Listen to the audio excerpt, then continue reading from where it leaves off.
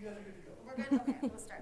All right, so welcome everybody to the November 18th meeting of the Westborough Diversity and Inclusion Committee. Pursuant to Chapter 20 of the Acts of 2021, this meeting of the Westborough Diversity and Inclusion Committee will be conducted on Thursday, November 18th, 2021, in person and via remote means, in accordance with applicable law. This statement allows for the public body, the committee, and members of the public to be allowed to access the meeting. In-person attendance will be in Memorial Hall at the top floor of Town Hall, and it is possible that any or all members of the public body may attend remotely, with in-person attendance consisting of members of the public. This meeting may be accessed remotely through Zoom, and there is a link on the agenda. When required by law or allowed by the chairperson, persons wishing to provide public comment or otherwise participate in the meeting may do so by in-person attendance or by access to the meeting remotely, as noted above. The meeting will also be broadcast live in real time via Westborough TV on cable, Verizon Channel 28, and Charter Channel 192, and their online platforms at westboroughTV.org and youtube.com/WestboroughTV. If members of the public wish to speak at future meetings, please notify me, Chairperson Kara Presley, in advance of future meetings to make those arrangements. Otherwise, the public is welcome to contribute to our discussion on following agenda items or suggest topics for future discussions by sending email to diversity@town.westborough.ma.us or by calling me, the chair, at 508-366-3090. All right, so that makes it official. Welcome, everybody. Just so you know, those of you who are new, because Westborough TV is filming us, it is necessary for us to speak right into the microphone. Usually if it's about this far, people can hear you fine, but we might ask you to adjust if needed. So it sounds very loud to us, but it does not sound loud to our TV viewers. So I think we're going to start by just introducing ourselves, because we have new people, and those of us who've been around for a bit haven't done this for a while either. So if you don't mind, we'll just go in order around the table. We can introduce ourselves and share with the committee and the public anything that you want to about, what your role if you work for the town, and if you don't, anything else, what brings you to be a part of this committee or be interested in it. So, Mike, do you mind if we start with you? Sure. My name is Mike Daniels. I'm a sergeant with the Westborough Police Department. I supervise the community engagement team. I've been a member, actually I was a former resident of Westborough.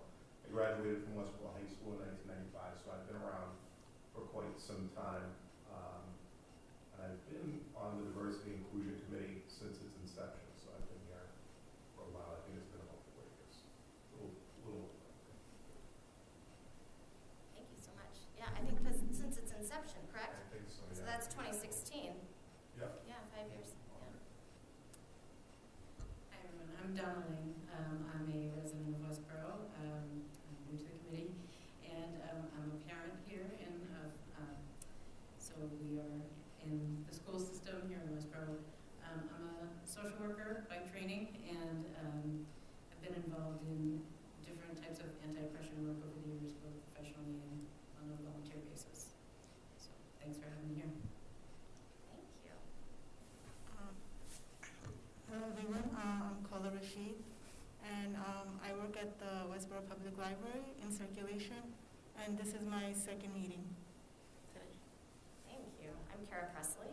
I am the chair of the committee, but my big job in this town is that I'm the director of Youth and Family Services. I am a social worker, and I both professionally and personally have always been deeply invested in issues of diversity, inclusion, and equity, and so that is what brings me here. Hi, my name is Sarah Connors. I go by the pronouns she, her. I work for the Westborough Public Schools at Hastings Elementary School. I'm an ESL teacher. I also am a part of the DEI committee at my school, so I bring a lot of things that we talk about here back to the school systems and make sure that we're all on the same page. Hi, I'm Sarah Shamsuddin, and this is my first meeting. I want to thank the board for giving me this opportunity to come and be a part of this. I grew up in Westborough. I am currently a resident. I'm actually back in Westborough now. I was living in a different town for many years and had my kids, and now I've moved back. And the town has completely changed, I would say, in terms of what it was when we were growing up and what it is now, or the demographics of the town, I would say. And I'm just happy to be here. I think it's my turn to give back, and that's why I'm here and want to be a part of the committee. Thank you. And I'm Kim Foster. I'm the assistant town manager. I've been with the town since October of 2019, and I think it was shortly thereafter that I started serving on the committee as well. And Shazia.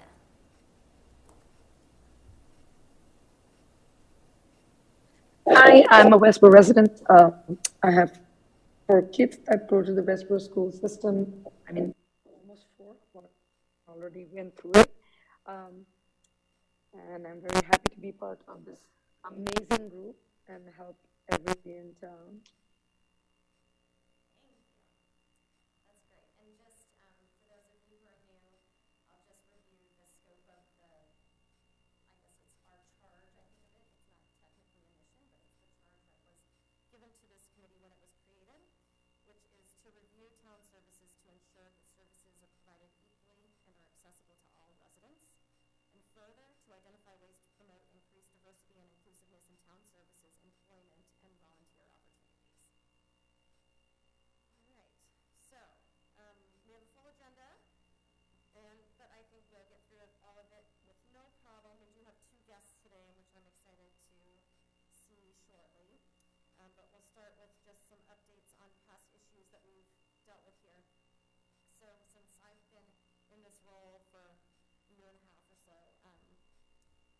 we've handled a few different issues, most of which have been brought to us by residents who have asked us to look at certain issues. And one of those issues was the town seal, and this was well over a year ago. Mm-hmm. Yeah, we were all remote at the time, so it's been since the quarantine started, but that we had some residents come to us and ask us to consider looking at changing the town seal. Throughout that process, we figured out that it wasn't really in the jurisdiction of this committee to make decisions on that matter, and so we sort of handed that over to the select board, who then decided to form a task force. And so the reason I bring this up now is not just to do all that, but that task force is actively up and running now. They had a public listening session last week, or over the weekend, I think. And I think there will be more to come. I don't know the details of what exactly is happening there, but that is actively up and running. Oh, can you fill us in a little bit? There was an update to the select board at their last meeting a week ago Tuesday, Okay. and those meetings are recorded. All right, thank you. So you can look at the select board meetings to see the updates. So that is kind of ongoing at the moment. And then back in the summer, this past summer, our committee made a recommendation to the select board to adopt Indigenous Peoples Day as a municipal holiday to replace the current holiday, which is Columbus Day, on the 2nd Monday of October.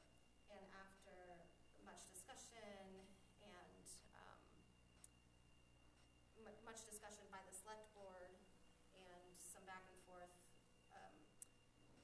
the select board did take a vote 2 meetings ago, I believe, maybe 3 meetings ago now, to decline the recommendation, to oppose the recommendation of this committee, and to retain the Columbus Day holiday as it is. So at this point, that is out of the hands of this committee. I don't know that it will forever be. We'll see kind of what comes of it, but that is where it stands at this moment.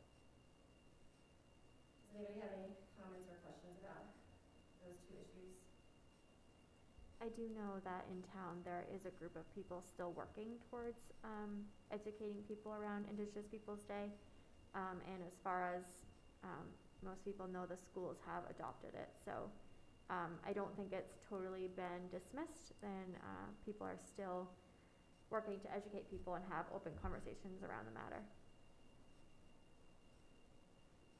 It seems that they're having some troubles with internet connection today, so Westborough Kpis is having some connectivity issues. Shazia, please join us as much as you need to, but I think we have a quorum already here at the table, so it's okay if you can't be present for the whole time. Thank you for that update. I too have heard that there are groups of community members that are talking about continuing to take up the issue in a different forum. None of them have come to us as a committee with any kind of formal information or request. And then, all right, so that brings us to the topic that I want to spend a little time on today, which is a proposal that I want to bring to you all to see what you think to potentially propose to the town manager and the select board. So this goes back to conversations we've been having for many months about how do we figure out where to go as a town in looking at services and employment, all of these town things around equity, diversity, and inclusion.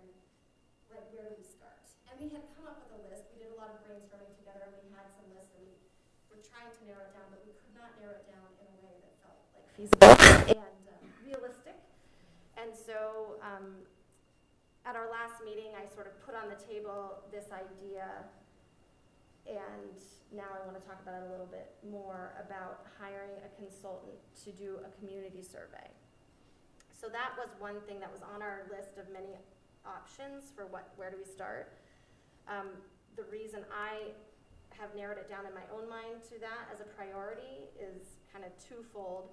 I think hearing from community members directly, both community members who are residents and community members who work in town government, about their experiences and their wants and their needs. I mean, that seems to be sort of the heart of what we need to get at. And I also sat down with town manager Christy Williams and wanted to hear what her priorities were, and she also cited that as a need for the town, is to hear from community members.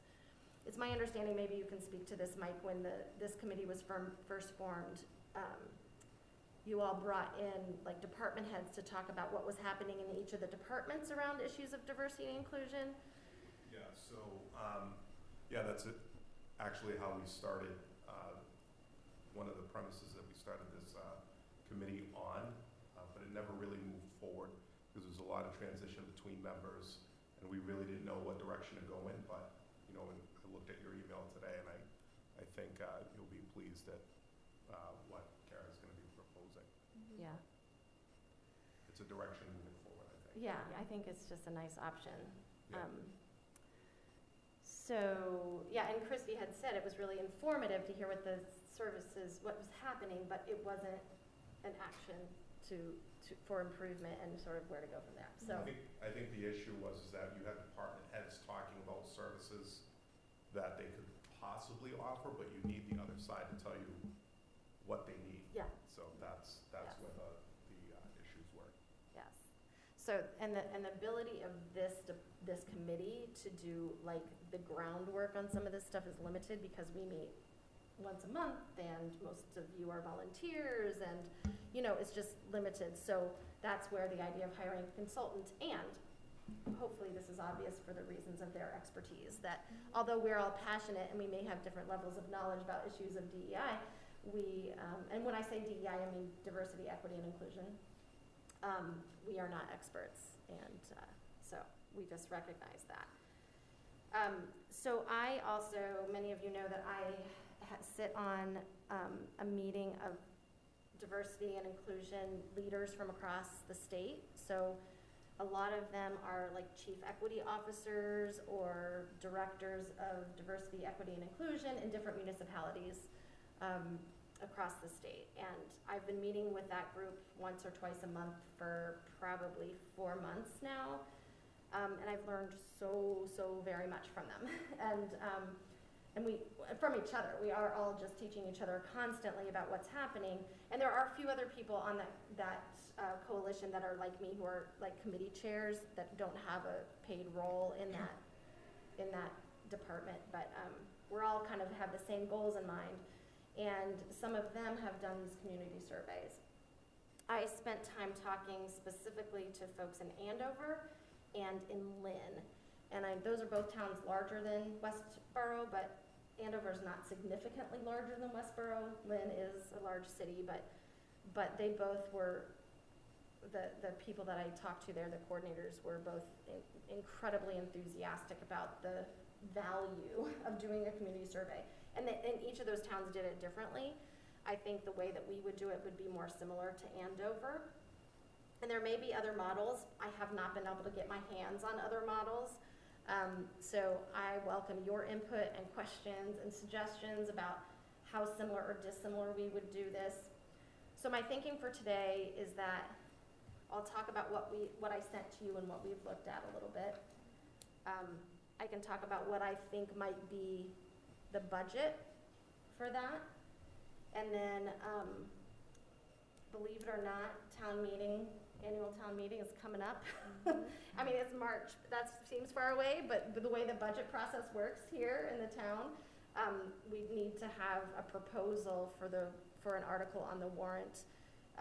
If we're going to be asking for that money through town meeting, we need to have that proposal ready in December. Do I have that timeline correct, Kim? Generally, yeah. Like by the end of the year-ish, right? Yeah. So if that's the way, that's why we need to kind of make some progress on this and see where we want to go. So any thoughts or comments just from the opening there about any of that? I would just like to hear, just in general, from just the provisional conversations we've had so far, what do you all think about that idea of doing a community survey? I think just based on how well it went for the schools, and it led us kind of in a really great direction of where we needed the work to go, I think doing it for the town, we'll be able to see those pockets just like we did for schools. So I think it's a great idea.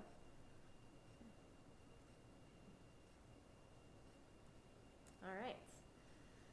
So the way that Andover did theirs is that they hired a consultant who had worked with municipalities before to conduct a community survey that was conducted in multiple means. There were layers of the survey. There was a written survey that was distributed electronically in many different languages.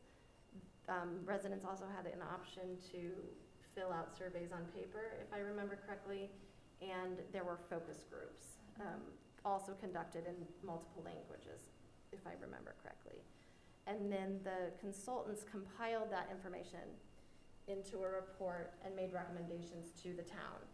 The questions, as you see in the materials that I sent to you, were about like accessing town services, as well as other things, but it really was very similar to the charge of our committee, which is focusing on like how engaged are you, how invited do you feel to be engaged, what barriers do you face to being engaged, and there were questions around different levels of engagement, both like walking into town buildings and being able to access services, to going to a town meeting or some kind of town meeting and being able to feel like you could participate.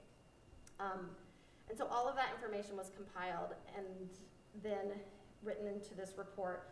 And then what Andover decided to do in order to implement their report is that they hired a different consultant to help them create a strategic plan from the priorities from the report. And then they went from there to creating they now have an ongoing committee to implement the strategic plan. So I don't know that ours would look up like that. Like what we do with the recommendations, we'll have to decide, how we handle that in partnership with the select board. And it wouldn't be our decision, but we could be a part of that conversation with the select board and the town manager. So, yeah. Question, so do we have any specific examples of the types of recommendations that were made in terms of practical implementation, just so that, you know, if we're obviously going to be budgeting for something like this, it's really has to have, I would feel, a practical impact somewhere rather than, you know, just more paperwork. But Yeah. I do know. Yes. So I will share this.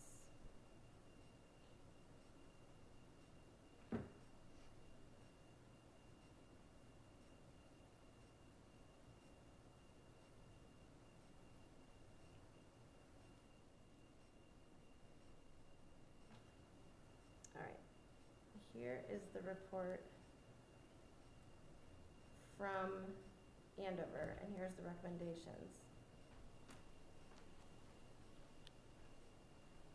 So I don't know if these are going to concretely answer your questions, so No. please get more specific if this doesn't do it. But they made specific recommendations in different categories of hiring, training, and they made specific recommendations around what that training could or should be. And here you go, like this. Improve skills for cross-cultural and challenging conversation. Wait, are you posting it up here? Oh. It's not. Oh, Yeah, I there's, haven't it's not working, I'm sorry. Oh, okay. So there's lots of technical difficulties Oh, yeah, today. yeah. We'll do our best. Okay. Is that the handout? Seems to be making. Yeah, it's a little wacky today. All right, so I'm sorry, you're not seeing it. You will, Sorry. you will in a minute. Thank you. Yeah. I can No, only no, look so yeah, many you have places your at back. once. So, these folks made recommendations on hiring, and this particular survey was conducted of all town departments, including school and police and fire. So we'd have to decide exactly what the scope of, like, who would be included in, as far as town employees go. You have thoughts? Yeah, I'm thinking just maybe a real concrete example, something Yeah. that we've had a lot of conversation about is language access. Yeah, So creating there a could be language access plan. Yeah, so something like that, and that would, you could roll it out, either incrementally to your point about budgeting for things. Right. Identify where might there be the highest need. We've had conversations, there might be certain departments that have more contact, and so those are maybe a real Gotcha. concrete. The other thought I had, Kara, is Yeah. just in terms of the recommendations that would come out of this, there may be some that would come back to this committee, and then there may be others that would be assigned out or be followed up on by other committees, other departments. It may not all come back here necessarily. Absolutely. And I mean, one of the things that we would want to do when we were, so how I understand the process, and please correct me, Kim, if I get part of this confused, is that we would put together a proposal that would also become an article on the warrant. It would include a budget, a dollar amount for what we would pay to hire a consultant.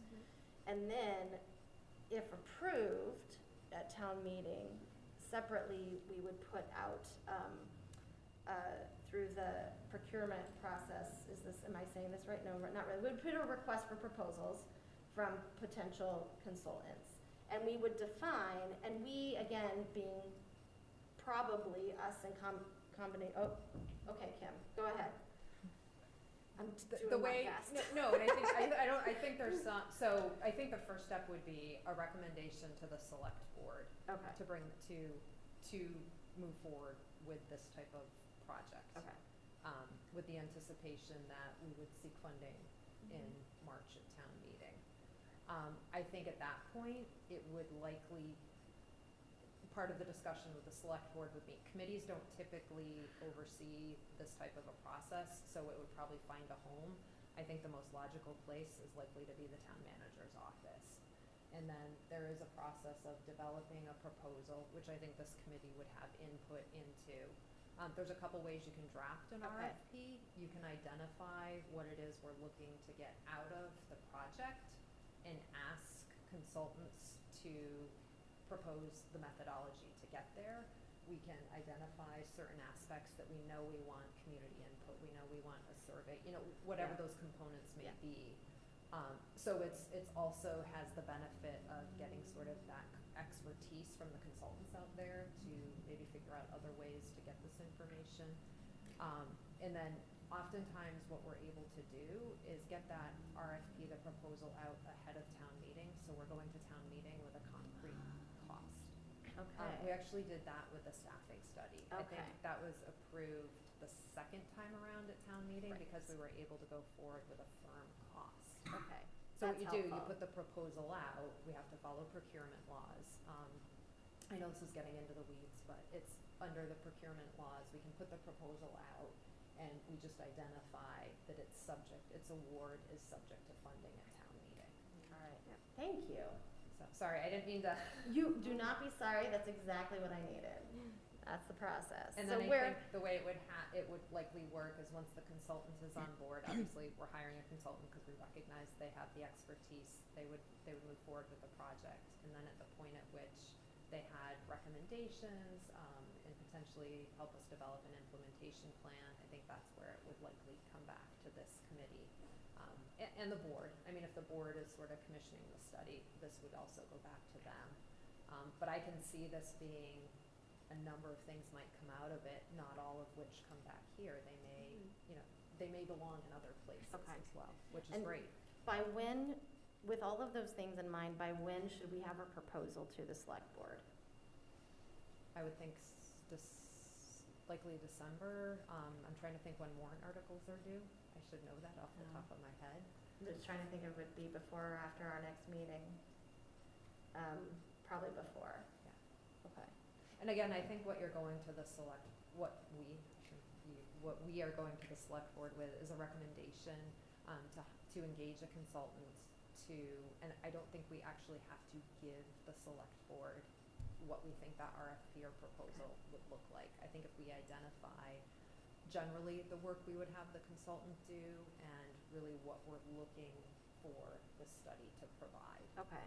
And the why, like we want Yep. to have, the Some concrete. persuasion to the select board as to why this would be important. I think the other piece in terms of the pricing, I mean, if we are aware of other communities that have done this, it would be helpful for them to know, here's a range. We're Right. aware of 3 other communities that have done this and it's cost from X to Y and we're anticipating Yeah. something in this range. For what it's worth, I'm anticipating something in the range of $25,000 to $50,000. And that's a very big range, but that is what I understand it could be. So in terms of, you said Andover, right? Mhm. So you've seen them go through the process to some degree. They're at the implementation stage at this point. Yeah, Is that correct? yeah. So then, is there any gauge of how, what the practical impact has been, or are they just beginning their implementation process? They are just beginning. They've Okay. just formed their implementation committees. Okay. And so that is just starting now. I would say for them and for Lynn did a very different thing. They did listening sessions, mayoral listening sessions. It was the mayor's idea, and the mayor came in and they hired consultants just to facilitate the conversations. But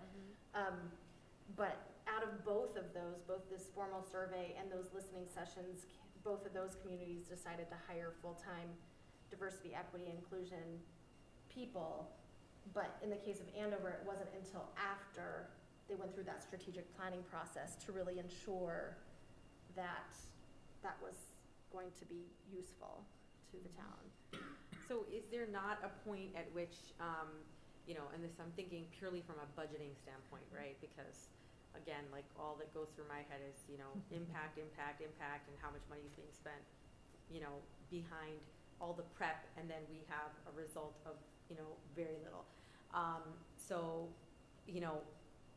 Don't we have enough studies that have been done in the town, not necessarily through a consultant, but like, for example, you were referring to a study that was done in the schools, and I'm actually not sure exactly what you're referring to there. I don't know on what level that was done. Do you mind just Sure. telling what that's on? I assume that might be what the assistant superintendent's gonna talk about, but I can Oh, give you a kind of a, no, Okay. that's fine. So I believe, was that last year, year Mhm. before? Last year? In spring In of the last spring. year. Yep. There was a survey sent out to the staff of our schools as well as the families of our children that are younger and the children in the high school were able to fill out the survey as well about things that they've seen at the school or how they feel, if they're welcome, things that they were able to report to us. And then we looked at the data of, who's missing from the table when we make decisions, or are there things happening behind the scenes that the children have reported that we just weren't aware of. And we actually are, I believe, moving forward to hire our own consultant, and they are going to work with us in regards to our hiring processes and like how we can get more people of different backgrounds into our schools, as well as how can we train not only our new staff that come aboard, but also the staff that have been around for quite some time, and make sure that we're really doing a nice job with our anti-bias, anti-racist training as well. But I believe he is going to report on the consultant and the next steps. Assistant Superintendent Mayer will give us an update of what they're doing at the schools, but to answer your question about like sort of the budgetary pieces of it, I think one of the pieces of the recommendation, one of the pieces of the RFP could certainly be for the consultants to look at what has been done. So look at the work that the school department has done.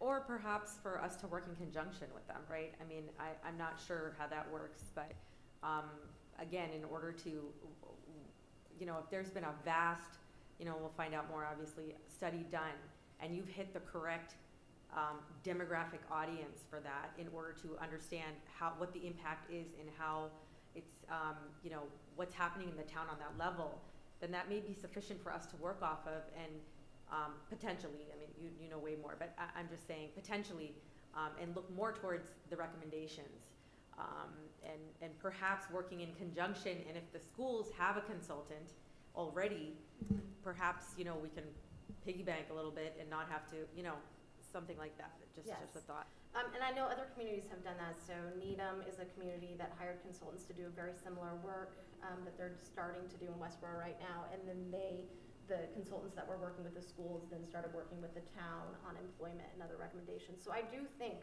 that some kind of hybrid of that might be a possibility, whether it's utilizing the same consultant or doing some work. I will say that the capacity of this committee to kind of dig into that work is not there. And I would also say that the survey from the schools and the survey results are awesome, and they only looked at students. So they did not look at people who don't have kids in the school system, and they didn't look at elderly folks. And so there is a big chunk of folks that may not have been included. I also don't know, and this might be a question for Daniel Mayer, I don't know how the survey was designed. I don't know exactly how it was distributed. I mean, they shared all that with us, so you can look back in our minutes, like we had a presentation about it. I just don't remember the details. But I don't know if they didn't ask the question. They did not ask any questions about engagement with the town. So there would be a lot of gaps, but I do think it's very worthwhile thinking about how do we join forces and not reinvent the wheel. Right, because part of what this is, and I firmly believe that this all starts from that point, right? I mean, we are in terms of the schools and what's being taught in the schools and what's being pushed out there. And it's so important that we be able to have some influence on what's happening there, since that's our mission, ultimately in the town. I mean, these kids are going to school here, they're growing up here, they're working here, and if we can somehow also funnel our objective or try and achieve it, in that way also, I think it would be very much beneficial and basically come to the same endpoint. So. Yes, absolutely. And I know that's what the school desires, is for us all to be very much in sync, and that's why they wanted to be here. So that's really good. So I think as far as next steps to close out this agenda item and move to our first guest, I think it would be, just because of the timeline on this situation, it would be helpful to do somewhat similar to what we did with our last topic, which is to have a small group of us to meet offline to kind of work out the details of a proposal to the select board, and then depending on the timing, we could I can review it check again? on the timing Okay. and see if it could be at the first meeting in Yeah. January. Okay. The meeting dates in December are the 14th and the 21st. Okay, so maybe I know. by the 21st, we could, potentially. Okay, I think a small group needs to post as a Okay. subcommittee. so we though, would so it form would need to- a formal subcommittee that would be publicly posted meetings. Yeah. Or helpful I to guess the other way clarify. to do it is to bring something back to the full committee to react to. Right, definitely. Is there anyone here right now who knows they want to be a part of that subcommittee? You do not have to make that decision at this moment? Yeah, I can do it. Okay, And I would also be happy, I know you said that we have a limited capacity in terms of digging into certain things, you know, I'm happy to dedicate some time into that so that we Thank can you. try and at least utilize information that's already there. yes. I would hate to have duplicative information that's Thank not you. efficient or anything, so. That's awesome. Yeah, Thank you. sure. And we'll connect you with the people in the school department to do Yep, absolutely. that. All right, Donna, you too. So it'll be Donna and Sarah S. and me, and I will put out an email to the whole group, seeing if there's anybody else who'd like to be a part of that, and then we'll plan a meeting between now and the next one to kind of get the ball rolling. And I'll have some stuff that I've already put together that I'll bring as well. All right, awesome. All right, welcome to our guest, Zach. Zach, you have to tell me how to pronounce your last name. It's a Bowner. Bowner, okay. This is and- Zach Bowner.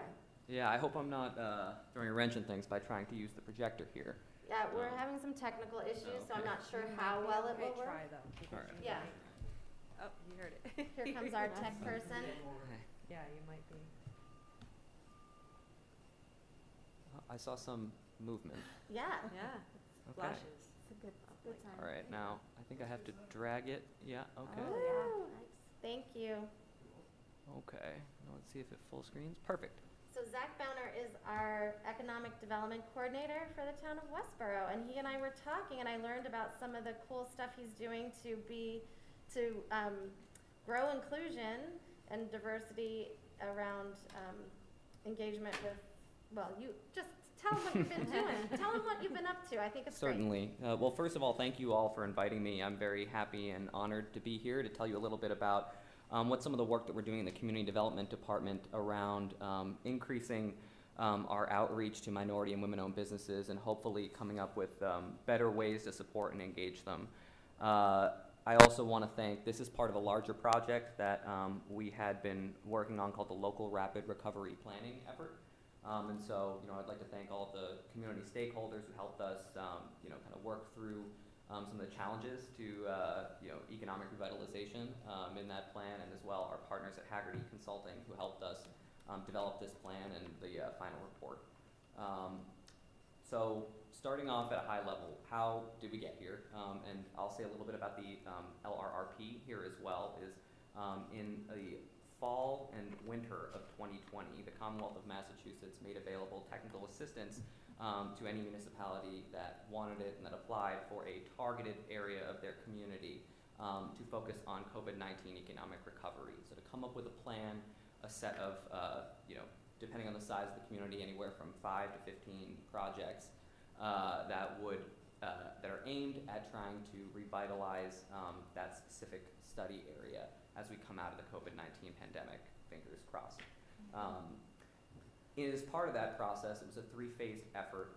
The first, the diagnostic phase, the second, kind of a planning phase, and then the third phase, more of a synthesis phase, kind of bringing everything together, creating a final report. And as part of that process, myself and our partners at Haggerty reviewed at least 10 relevant planning or strategic documents in the town. We did a lot of work with data. We were lucky enough to have our consultants do multiple site visits in our community, and so we collected plenty of baseline data points on things like the public realm assets and tourism assets and things like that exist in our downtown area. We conducted 15 site visit data points. We had 32 responses to our business survey, which is, I believe, just under a 50% response rate for the businesses that were located in the study area. We conducted 14 community interviews. We had a stakeholder working session right here in Memorial Hall where we whipped out the flip charts and did some of that ideating to kind of help us come to a conclusion on what projects we might pursue. We were lucky enough to receive at least 10 hours of subject matter expert consultation, which was provided to us by the Commonwealth. We attended at least 15 technical assistance webinars and reviewed what feels like hundreds of case studies to serve as inspiration for some of the projects here. And then ultimately, where we landed were a set of 10 projects, which we are phasing for implementation across 3 phases that are included in our local rapid recovery planning effort. I will not say much about the other projects because today the focus is on our project that is prioritized for the first phase of implementation, which is to develop a women and minority-owned business outreach and support plan to help us better engage and better support businesses that are female-owned or minority-owned. And for this project, along with the other phase 1 projects, we have actually already submitted funding requests.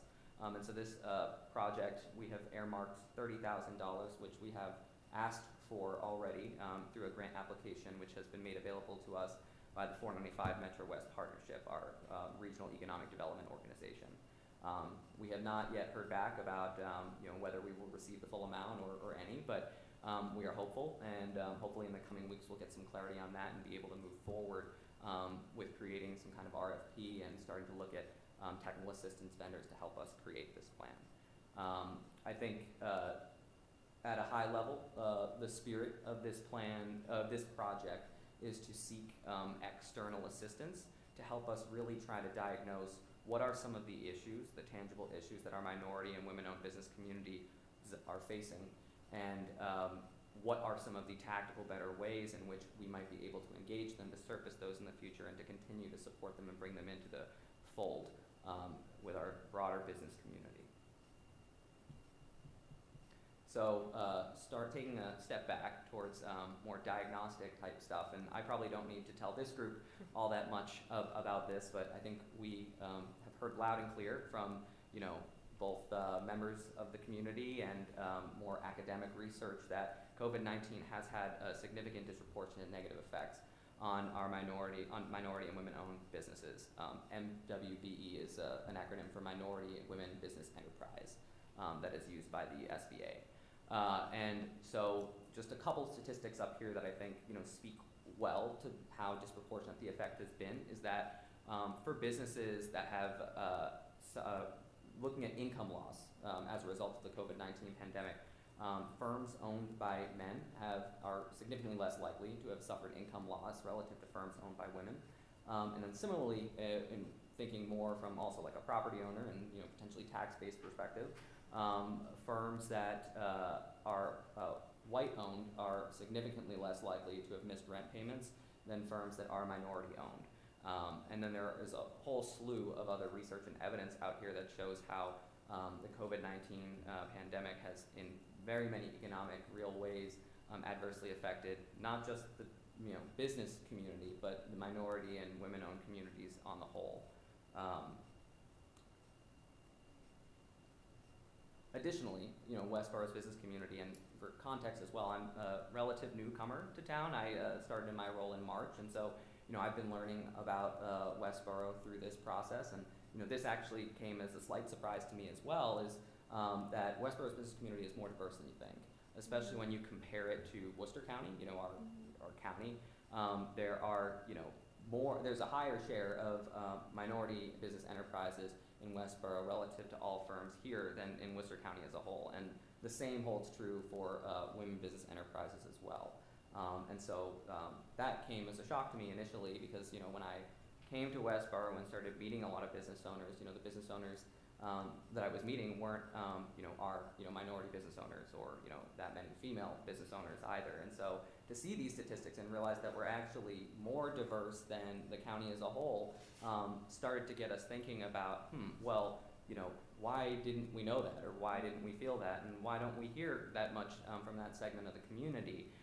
And that maybe, we should do something about that.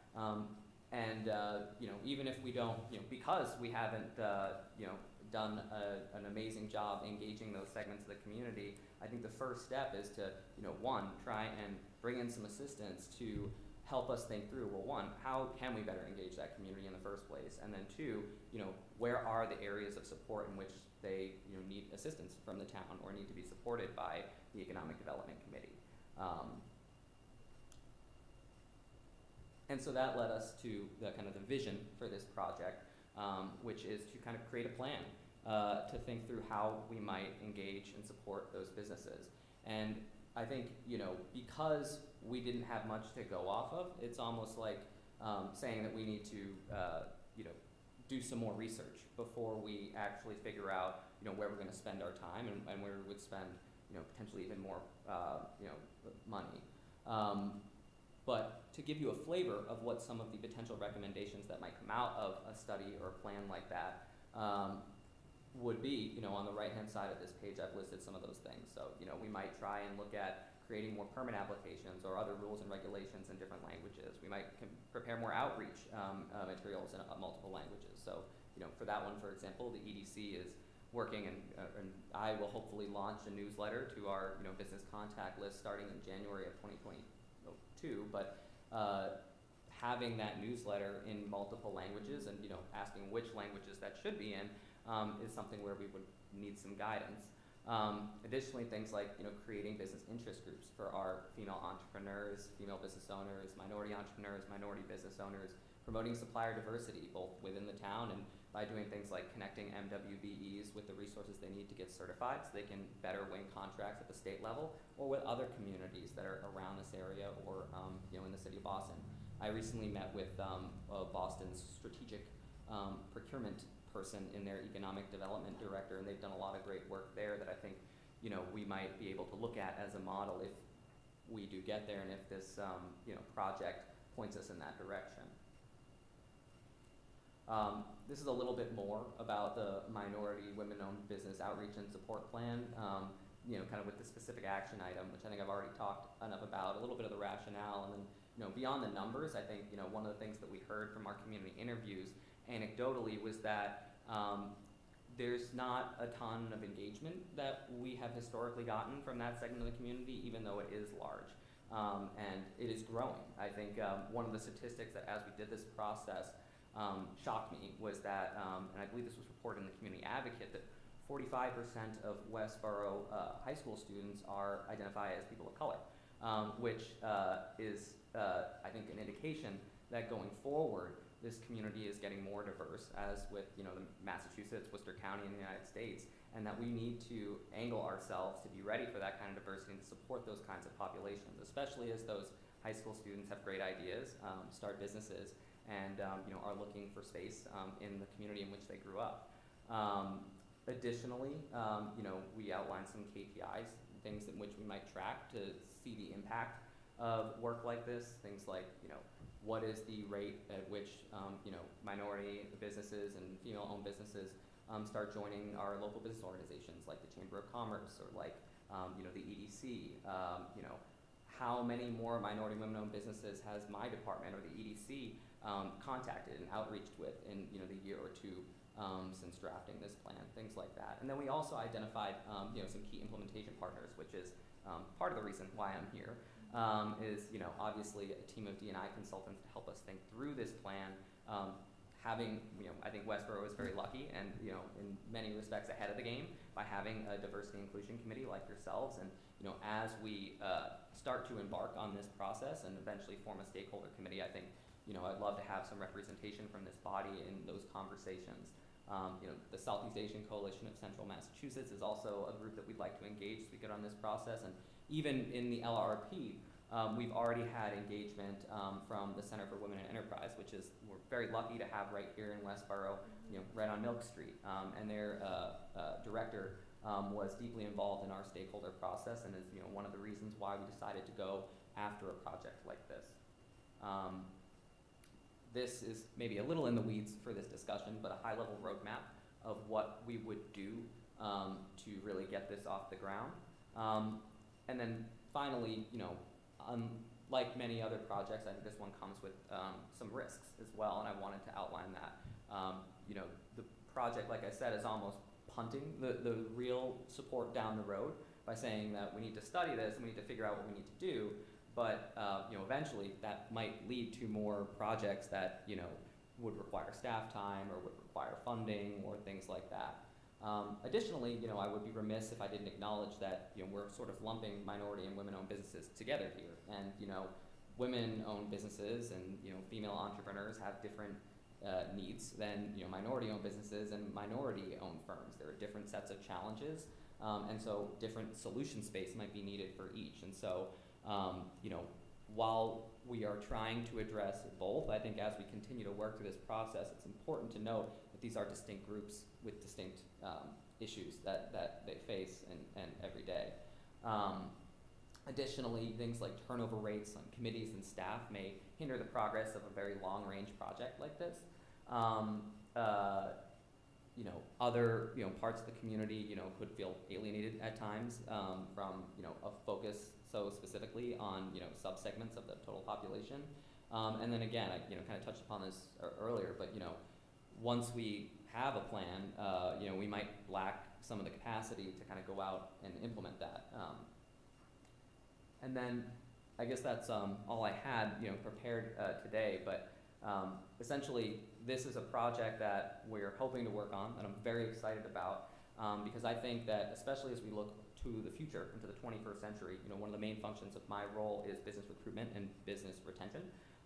Having an ear to diversity and inclusion and making sure that Westborough presents itself as a diverse and inclusive place is going to be very key to making my job easier and recruiting businesses that are becoming more and more diverse over time. And so hopefully we can receive funding through the REDO program and be able to launch this project and at least have a tangible plan for how we're going to go forward by the end of next year.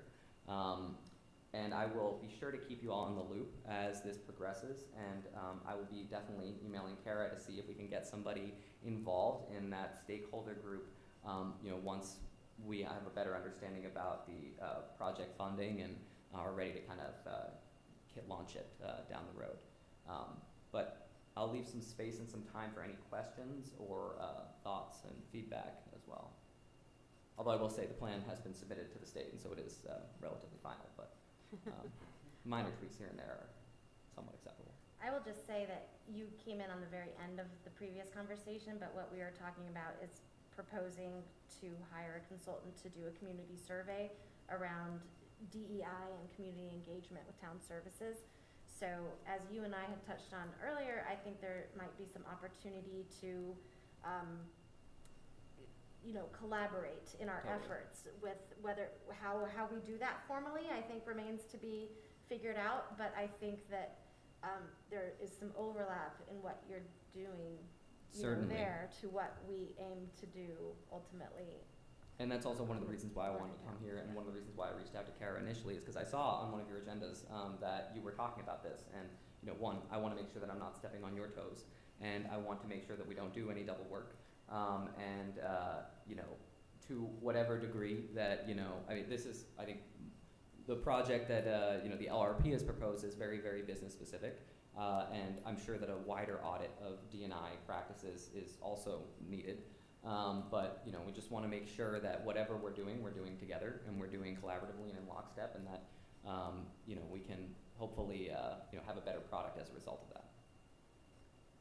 Absolutely, and as you were touching on, Sarah, I think this also gives us some data points to look at. So we just more information to inform what proposal we put together. Yeah, absolutely. Anybody have questions for Zach? All right. Thank you. Awesome. It's very exciting. Thank you for having me. Keep us posted on the funding Yes. front. I will, and keep me posted on the D&I consultants for the survey. I did see the survey that you had attached to the email. Right, And, from Andover. would be very excited to see some data points like that, so Yes. keep me posted. All right. Have a good one. Thank you. All right.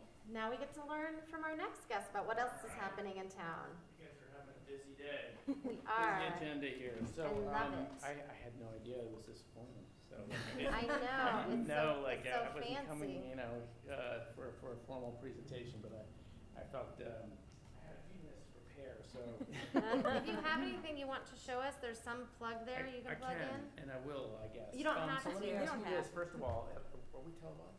Yes, Okay. we are live on air. Good to know. You've got this. Supposedly, right? What's that? Supposedly. It's my Well, I understanding mean- that there's some connectivity issues with the cable, but that we've been pretty well streaming on YouTube because Shazia was able to see us. She's just not able to join the Zoom. She can call that phone number. Oh, Kara. yeah. That's a speakerphone in front of you, the number's printed So- underneath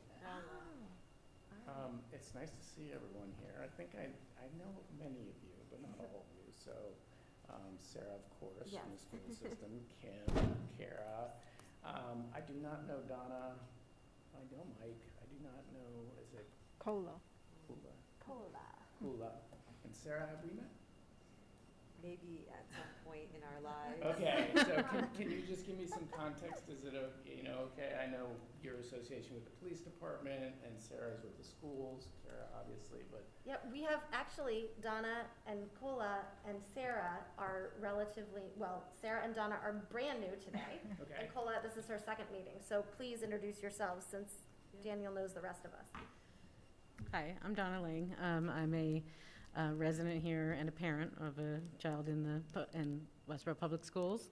And I'm a social worker by training and have been doing diversity and inclusion work professionally and personally for years. So I'm happy to be here and hope and part of this group. Great. I'm Cola. I'm also a parent. I have 2 kids in public schools here. I'm a resident of Westborough, and I work at the library. Okay. Yep. Nice to meet you. I'm Sarah. I'm a real estate attorney, and I'm also I'm a product of the Westborough school system. So I'm happy to be back in town and happy to listen to what you have to present Okay. today. Well, yeah, it's wonderful to meet you guys and see you again, Michael. Last year, I did a presentation to Kara. It was a different group online. I don't think it was. You was it did the come diversity- here, actually, you did come here, Well, but we were remote, We so. were remote. Was it the diversity committee? It was this committee, diversity and inclusion, but we have had some turnover in membership. You had student representatives, though. We say that again? You had student representatives. Yes. at the No, group. we had, Well, we had Ryan. Ryan, who used to be a student, but he was a young adult representative. Oh, okay. Yes, but you also came to the youth commission, where That's- we have lots of youth in our youth commission. So That's you what I came came to. to. I did not come Oh, to okay, this. it was Amber who I came. okay. It was Amber who came here, Yes. so the So superintendent, that's why yes. I was like maybe I sort of in my mind I was melding the two and thinking it was a similar group, but this is different. So, but I want to give some context for what we've been doing what we've done over the last several years in terms of DEI work and what we're doing now, which I think is what you're wanting. Is that correct? Yes, we want to. So we have the context of the survey. Yeah. And the results, and what we don't have the context is what action has since come from looking at that survey. So Yeah. everything that's going on Okay. now. I mean, and also, I guess what I would say then, since you know about the survey from last year, I mean, that starting several years back, we created a calendar committee, which was very explicitly focused on recognizing that we needed to change the way in which we celebrated our holidays to recognize the fact that there was much more diversity in the community than just Christian and Jewish diversity. So that was what the calendar reflected before we went through the exercise of bringing in religious leaders and parents to basically change our calendar in some significant ways. So, that was a few years back. And then last year, the survey of our faculty and our students and also our parents was instrumental in giving us some good data. And we had planned all along, even though last year we couldn't engage in the kind of work that we can do this year because we're back in person. So last year we wanted to sort of start with some committee work and some strategic planning, but we were just, as the rest of the country, reeling and trying to, deal with the very, difficult schooling situation we had because of COVID. So this year, our first order of business was to both create a strategic, like a DEI team and this is what I'm showing you here, is the members of this team that we have that's internal to the schools. And we have, like, at every different school has representation. It's about 30 people. There's teachers, there's general ed teachers, ELL teachers, special needs teachers, principals, paraeducators, curriculum coordinators, and Amber and I are chairing, so the superintendent and I are chairing the group.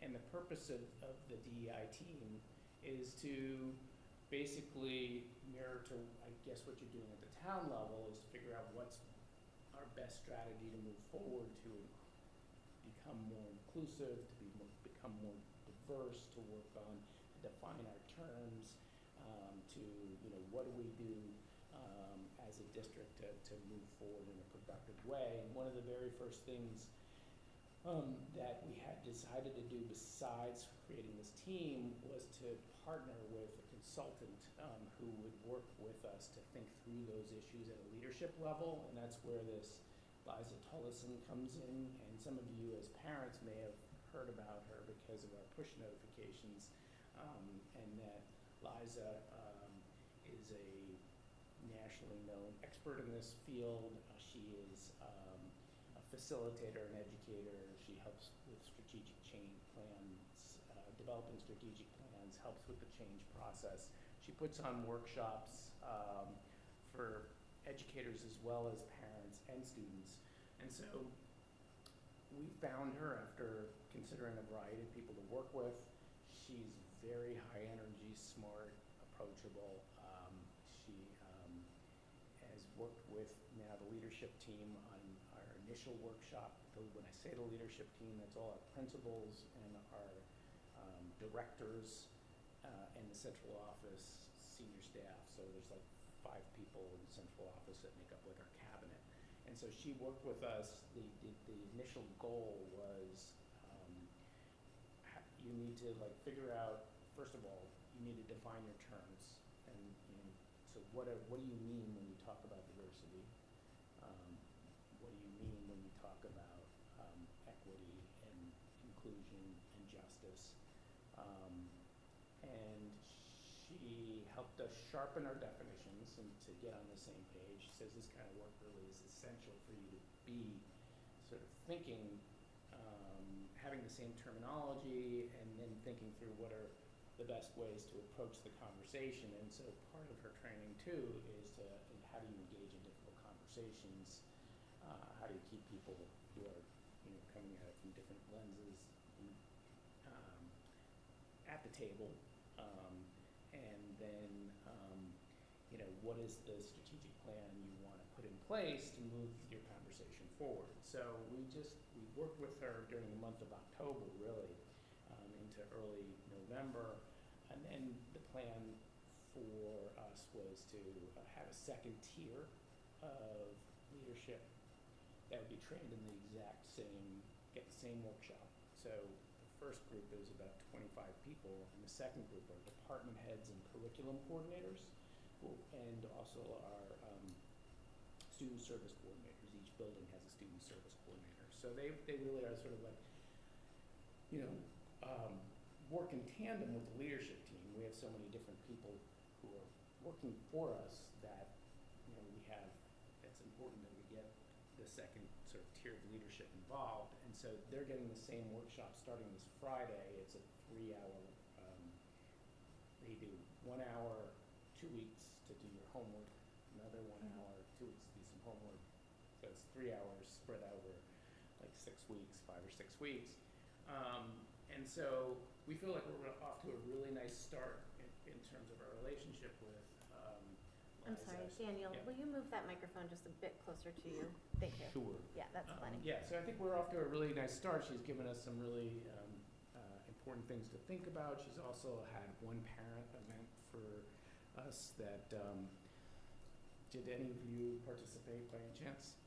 Sarah was there. Mhm. Okay, good. And we had about 55, 60 people come online to engage with her, and her topic was how do you have difficult conversations within your family when you're dealing with issues of race or other difficult conversations. But the relationship with her is meant to be beyond just the leadership training, that at some point she'll start working with our staff. She'll do offer additional seminars for parents. She would probably work with us for a couple of years is what we're thinking, you know. But independent of her work, we have the DEI team, and then the other piece that is important is we have the strategic plan that we're developing. We have a 5-year plan that we put in place, where the new plan is our 21 to 26 plan, and there's a diversity, equity, and inclusion piece to the plan. So the plan has many different pieces to it in terms of priorities of the department, but this one in particular, you know, is playing a very prominent role. And as we're drafting this, the plan should be ready January, February. But as we're drafting it, the DEI committee is looking at it, the leadership team is looking at it. You know, basically, it's a lot of things you would think about, probably off the top of your head. If I asked you what would be like, what should go into a plan for the district, you know, it's how do we increase the diversity in terms of our teaching force, what kind of training for our faculty so that they can be, you know, have skills to be more inclusive in their practices. How do we reach out, you know, what should we do given the survey data findings in terms of focus groups with our students. And so, you know, this is just, it has got a lot of different action steps that are listed that are all, what I'm scrolling through here, are related to DEI action that we're going to be taking. So, you know, that's the, I guess the broad overview of what we're doing. I don't want to, you know, I didn't look what time I'm supposed to go to on the agenda, but I want to. We have you on until 4:45, so that's okay, about 7 right. minutes. So why don't you, like, you know, I said a lot there, so maybe Yeah. you could just ask me some questions. Sure. Yeah. Who would like to ask questions? Go ahead. So one of the things we were talking about before you came in was, you know, that our goals are aligned, obviously, and how to most efficiently achieve those goals without, you know, breaking the budget, basically, you know. And so I was trying to identify, or I think that they've been working on that, what information is going to be most useful for this committee in order to identify what is the additional information that we need, basically. So kind of collaborate in this, well, not just collaborate, but also be able to extract the information that you guys have gained through the consultant that you've hired, which is very valuable information. And one of the points that was brought up, which is completely legitimate, is that you know, it looks at a very specific demographic of like the student population and then the staff, and then we're kind of excluding then those who don't have kids in school or the older population, et cetera. So, I mean, have you looked at that at all? I know that it's completely within, I would imagine, the surveys and everything, and the data that you're receiving is coming, you know, coming directly from there. But has there been any sort of way of telling, you know, what population of the town you guys are hitting? And, you know, not necessarily in numbers, but, you know, we also have to see how much of an impact the schools are going to have on the rest of the community as well, right? Mm-hmm. So, do you have any information on that, or not really? It's not something that was looked at. Well, when you say which, about the town, what population? So the of broader town? population of the town, right? So people who are don't have kids, or the elderly folks. You know, and I know that's not your goal, so I get that. I'm just trying to see if there was anything that ancillary that came out of that. That would be helpful. Yeah, I mean, to the extent that when we open up these evening events, they're open to the whole town, and so we do go work. Like this last event with Liza was working in conjunction with Westborough Connect, so we sent it out to their email list. I need to go back. I haven't looked at the data to see how many people from the town, you know, were participating who weren't parents. We did ask that in the survey. But I completely agree that it's a good idea to like align our efforts in certain ways. At one point Sarah called me up at the beginning of the school year and said, I think that this committee she's sitting on, the town diversity committee, might be interested in hiring a consultant. And can you tell us about the consultant you're hiring? And I said we hadn't vetted her yet, and I didn't want to give her the name before we had some work that we had done with her. But I do think that that might be useful, that 3-hour workshop, to have your committee participate, so to have the same kind of lens and maybe definitions. But it's entirely up to you, obviously, in terms of whether you want to do that. And then also when you're thinking about doing your survey,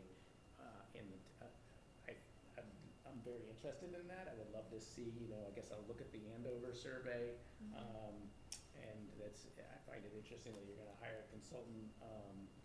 I don't know if there's anything in terms of matching questions to what we've already asked, like if we want to overlap questions in any kind of way, but we might want to consider that. But Yeah. so. Thank you. I think there were a lot of good questions on the survey that we could overlap with the broader population. And I also have heard absolutely wonderful things from a lot of the teachers already about Liza. And I think what's really important from like the school point of view also is these children will eventually grow up and be in our community. So having this shared language might be something that could be really important to us as well. And to her point, if Liza has been already sort of hired by the school Vetted, system, yeah. and she's comes with such high recommendations, and she now knows a very large portion of our population in town, it might not be a bad idea to pull her in to just sort of take it even bigger. Yeah, I think one of the things, it's kind of like the chicken or the egg. One of the things that we had struggled with as a committee is, do we bring someone in to do some training such as you're describing with town leadership first and then figure out what else we're going to do? Or do we do a community survey first to be informed by the results of the community to drive the nature of the training and other steps beyond that? At this time, where we landed was to pursue a community survey first, but I'm personally not opposed to considering, maybe both and, So I think offline, Daniel, I'll talk to you about sort of the scope of the work that you're doing with that consultant, see where there's opportunities for overlap and how we might be able to take advantage of that. Sure. Okay. Anyone else, comments or questions? So I think it makes sense to have a training in conjunction with the RFP process, because the training would inform the RFP process, right? And also how those results are interpreted and processed. Well, and to have this, if it's the select board and the town manager's office who are creating the RFP, to have them be aligned with this committee and what we're talking about and what we're looking for, I think could be really advantageous. Agree. Yeah. And Kara, we seem to have, the two speakers we've had today, our previous speaker said the same thing. We hired a consultant to basically gather all this data regarding the businesses and minorities within that. So, it sounds like we may be able to compile some data. It may take some work on our end. Like I said, I'm more than happy to lead that, initiative. But if we can, combine the data and then avoid half the costs potentially in just trying to, duplicate that information, potentially. I'm not saying that would be the case, but we may find that it may be worth it to go that route too, so. Yeah. I think that's definitely worth exploring. Yeah. And Amber has requested, and I have told her absolutely she's invited to come to every other meeting, or for you or a representative from school leadership to come, just to keep us posted about what is happening on the school level, and for you to know what's happening here too. So we'll send out an invitation to y'all for 2 months from now. Sounds good. Great. Thank you so much. All right. Thank you. Nice to have the opportunity to present. Thank you. All right, we are right on schedule. So just a brief discussion about sort of meeting structure and meeting times, the next 2 agenda items. So there's two things kind of on the table. I'm just going to smush the agenda items together. One is we really have talked about making sure that this meeting is accessible to the widest range of community members as possible. This meeting used to be held at 5 o'clock, pre-pandemic. Since then, we moved it to this time or similar time to, because of the pandemic world. Now that things are still changing, we're sort of up in the air. I certainly had people inquire about being part of the committee who couldn't because their schedules wouldn't allow them to. So we're really appreciative of you community members who are doing this outside of your work and able to make this a priority. So one of the proposals that I think Shelby Marshall had put on the table is, what if we had one meeting a quarter that was an evening meeting?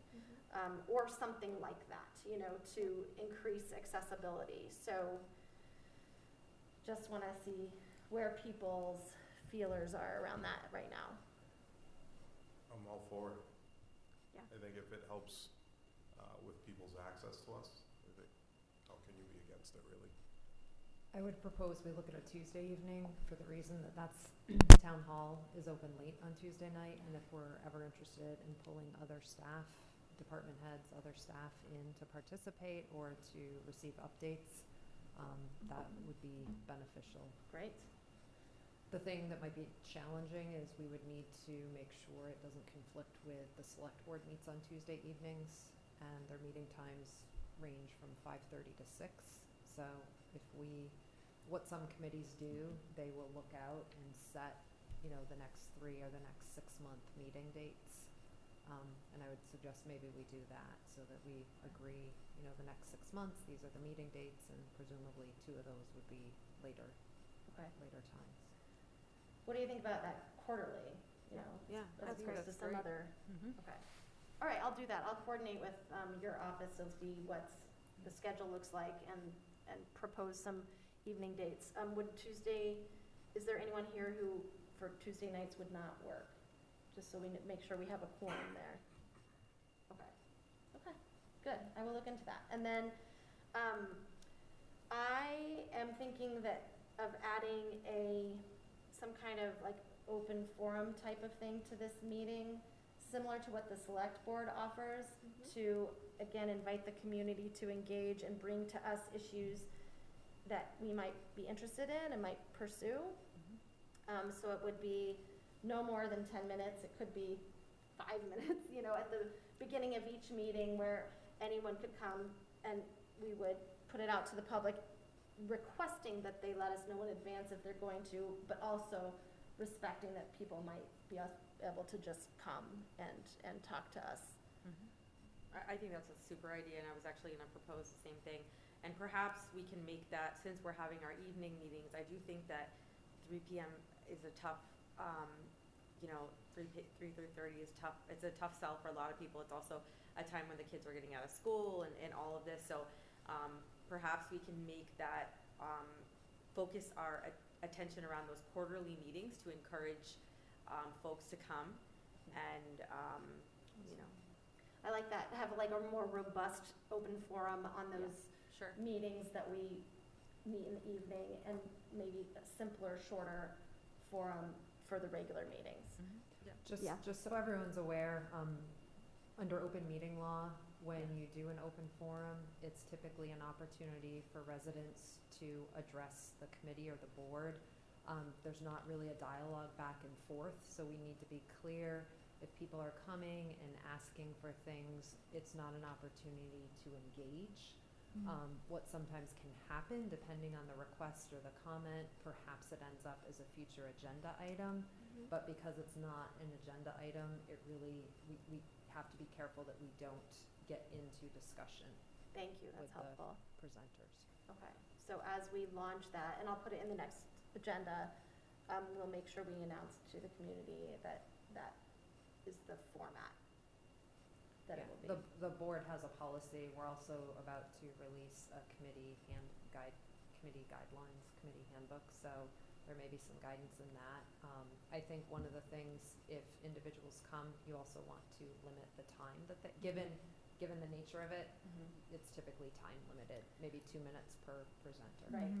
I know that, I think the select board does 3 minutes per presenter or something like that, but yeah, we would put a time limit, we'd have to come up with some parameters around it, but. And then I would say that if somebody's, you know, whether we call them a presenter, if it's just, you know, somebody who's coming with a proposal or a grievance or whatever it may be, I mean, it's, you know, that's kind of what we're here for, is to identify what those issues are, and if it becomes an agenda item, it becomes an agenda item. Yeah, exactly. I mean, that's kind of what I would think that's the whole purpose. That is the full purpose. That is absolutely the purpose, so that we can be aware. And there will be some things brought to our attention that will be outside of our jurisdiction. Yep, And we'll let people know that when that is the case. But, yeah, there may be things we can add to an agenda, or that we can pass along to someone else that it's relevant. But yes, I think that would be really valuable. All right, so I'll just put it on the next agenda, and I'll release those guidelines kind of based on what is already happening in other committees. You know, I'll share that in some kind of public way, and then we'll see if people take advantage in the upcoming meetings. My recommendation would be, maybe for now, you point to an existing, I can find it, the board's policy for Okay. open forum, Okay, as a starting point. that would be really helpful if you could share that with me. We'll do that. All right, I just want to confirm the meeting time. We meet on the 3rd Thursday at 3:30 to 5. That is December 16th. I don't know exactly what holidays fall at that particular time, but I just want to, again, sort of let me know if you think you will not, if you foresee that you will not be there, so that we can ensure we have a quorum on that date. Kara, can I just, Sure. and maybe you're well aware of this, but the new members, right now, we are allowed to meet in you may have heard at the beginning, the hybrid. So it includes in-person attendance, but you're also able to join us via remote means. That's in place through April at this point. There's a hybrid where some of us can be here, some of us can be remote, and then there's also a full remote option, which exists, continues to exist. So just so you're aware that depending on circumstances, depending on what happens, you may see different types of, it's defined on the agenda, or it's clarified on the agenda. And our agendas have to be posted 48 hours, business hours in advance of the meetings. I try to do it a little earlier than that if I can, because the public tends to be interested in these agendas, but they will for sure be Great question. posted. So under the open forum law, how does that work then with respect to, you know, the forum? So if are they also able to, like, if they, yeah. So with a hybrid model, Yeah. like we're today, the link needs to be published, and anyone is able to join on whatever the remote, you know, we're using Zoom. Okay. Yep. Yeah. So Zoom. If it's a remote meeting, that's where it's sometimes a little more challenging, and with a remote meeting, the link does not have to be posted, but an individual could request it and be provided with the link. Some committees found when they were operating during the pandemic and the remote, open forum was more challenging to run on remote. Okay. So anticipating that we're not looking at remote meetings, it would simply be people are welcome to come and present in person, or they can have the Zoom link and do it remotely. Thanks. All right. Any announcements or community issues that you want to put on our radar? Not a lot of time for discussion, but we can table it for future, or just announcements, Sarah. I would just like to remind people that if anybody is in need of a Thanksgiving meal, the food pantry does put together boxes.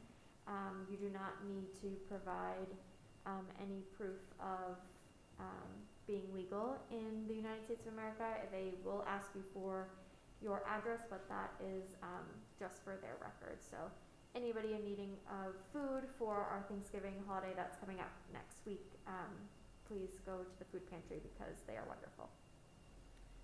There is also the Little Free Pantry, which is a new pantry. I can never remember which church houses that. Stevens on It is George St. Stephen's, okay. And Youth and Family Services is a resource for anyone in the community who is needing assistance around basic needs or mental health. So please encourage them to call us as well. And the only other announcement I want to make is that it's Kindness Week. That is, Kindness Week is headquartered with Westborough Connects, which is a local nonprofit, but many public and private entities participate. Our department is doing an activity where you can come to the Forbes building, in front of the Forbes building on tomorrow, and pick up some goodie bags to keep and share as part of Kindness Week. But please look at Westborough Connect's website to see more about making more connection in our community. Any other announcements? All right, that does it.